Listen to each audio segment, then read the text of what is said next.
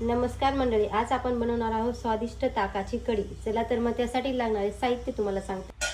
कोथिंबीर, 4-5 चिरलेल्या मिरच्या, हिंग, हळदी, गाईचे तूप, लसूण, जिरे, चवीपुरता मीठ, कढीपत्ता।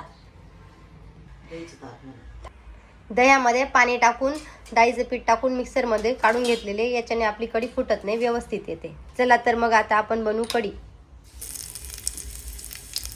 जिरे, मिरची, लसूण, मिरची लाल झाली,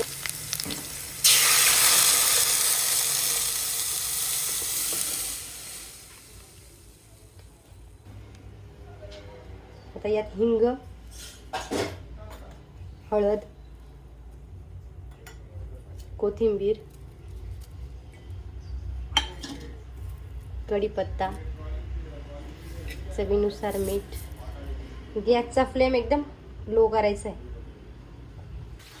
बघा, झटपट आपली अशी कढी तयार झालेली आहे।